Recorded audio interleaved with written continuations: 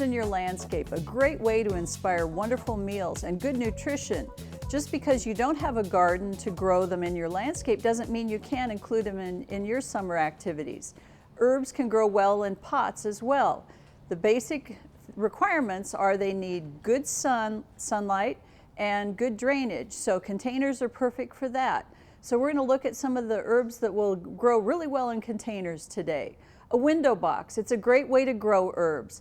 It has good drainage, the water can move through so that it allows us to water thoroughly and let the soil dry evenly in between waterings. The window box has a mass of soil that is large enough that you're not having to go home at lunchtime to do your watering.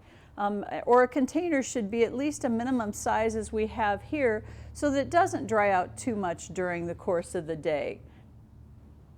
I like to combine a lot of different herbs, basically driven by the things that I like to eat. So this collection here are things that work well in Italian food. Basil, you can never have enough of that. So I have 2 basils included in this collection, along with thyme. This particular one is a lemon thyme, and an oregano that's going to be a spicy mix, and that crosses over to the Mexican food as well.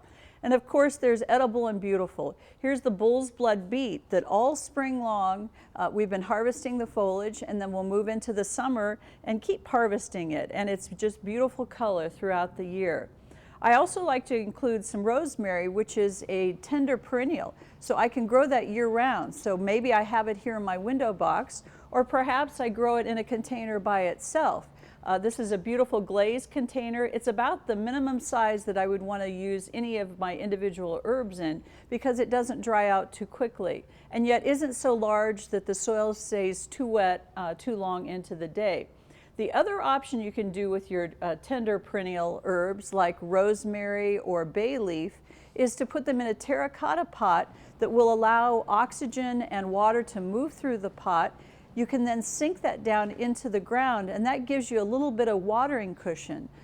So either way, you're able to pull the plant out out of the soil in the fall and overwinter it inside.